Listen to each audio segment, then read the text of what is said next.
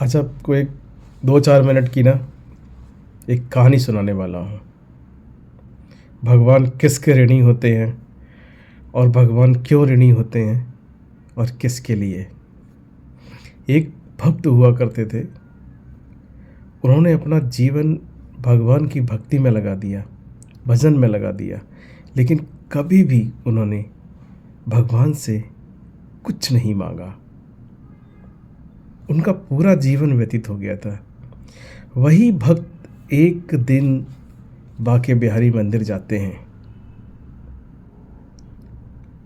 जब मंदिर जाते हैं तो उनको कहीं भी भगवान नज़र नहीं आते। इधर उधर उन्होंने देखा, कहीं भी भगवान नज़र नहीं आते। उन्होंने लोगों से पूछना स्टार्ट कर दिया, आप लोगों को भगवान दिख रहे हैं क्या? लोग उनका मजाक उड़ाने लगे।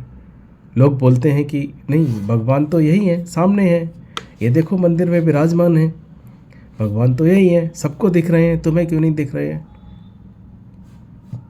अब वो भक्त थे भगवान के और उनको साक्षात देखना चाहते थे, किसी मूर्ति में नहीं देखना चाहते थे।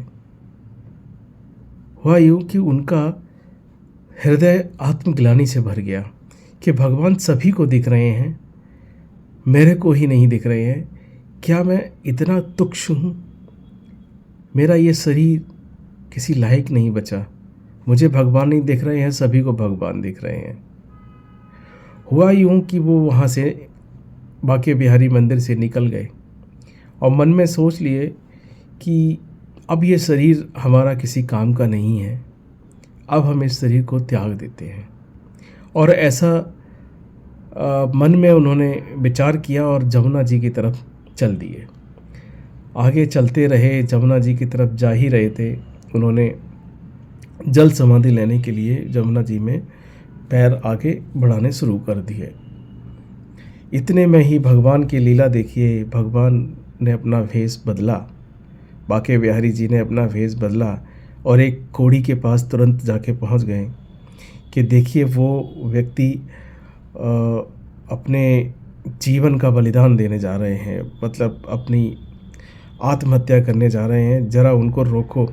वो बहुत बड़े विद्वान हैं और पुण्य कमाने वाले हैं, उनके पास इतना बड़ा पुण्य है, अगर उनका आशीर्वाद मिला तो तुम अपने ये कोढ़ से, ये कोढ़ जो बीमारी है, इससे आप मुक्त हो जाओगे, आपका कोढ़ ठीक हो जाएगा। मरता क्या ना करता, कोढ़ी ने उस भेष बदले हुए भगवान की बात मान ली और वो भागकर उनके रास्ता रोक लिए कि प्रभु आप कहीं नहीं जाएंगे, आप बिना आशीर्वाद दिए मुझे नहीं जाएंगे। वह यूँ काफ़ी उन्होंने मना किया कि नहीं, मेरा जीवन व्यर्थ है, मेरे को ऐसा कोई आशीर्वाद नहीं है भगवान का कि मैं तुम्हारा कोढ़ ठीक कर सकूं। लेकिन काफ़ी अनुनय विनय करने के बाद कोढ़ी की उनका दिल पसीजा और उन्होंने कहा, तुम्हारी इच्छा पूरी हो, प्रभु ऐसा ही करें। और देखते ही देखते उस कोढ़ी का कोढ़ ठीक हो गया। जैसे ही कोढ़ी ठीक हुआ और वो पैरों पे गिर गया, कहने लगा, भगवान प्रभु आपके दर्शन हो गए मुझे। और ऐसा कहते हुए वो बड़ा खुश हो गया और उनके लिए हाथ जोड़कर प्रार्थना करने लगा, प्रभु ऐसा क्यों कर रहे हैं आप? मुझे पता लगा है कि आप अपने जल समाधि लेने जा रहे हैं, अपने प्राण त्यागने जा रहे हैं, ऐसा क्यों? उन्होंने कहा कि देखो, हमने पूरी ज़िंदगी भगवान का भजन किया, पूजा की, पाठ किया, लेकिन हमें कभी भगवान नहीं मिले। ऐसा कहते ही भगवान उनके सामने प्रकट हो गए और बोलते हैं कि तुमने जीवन में बहुत कुछ पा लिया, क्यों इतना परेशान हैं आप? हम आपके सामने हैं।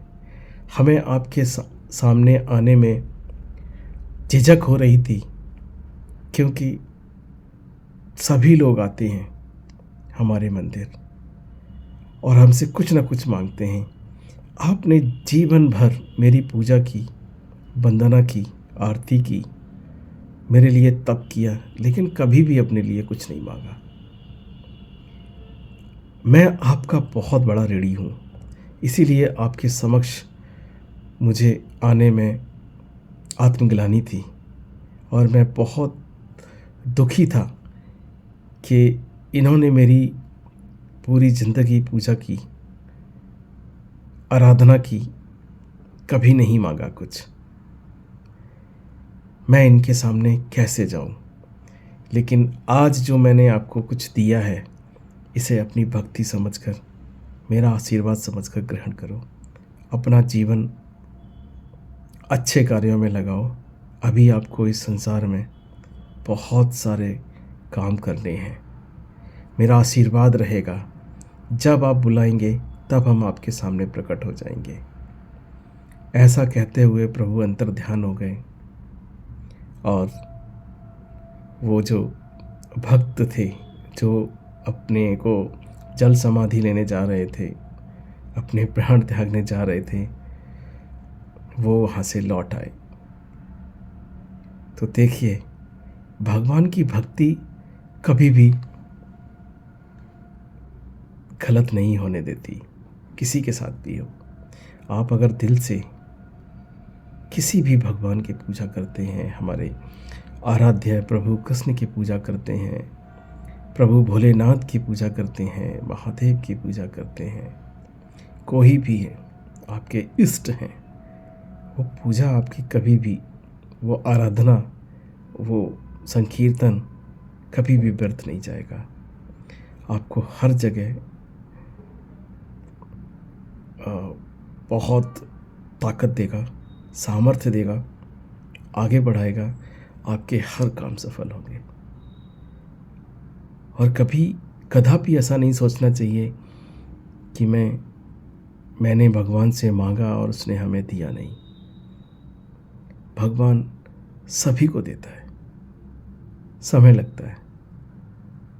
भक्ति में बने रहें, स्मरण करते रहें, खुश रहें। जय श्री कृष्ण।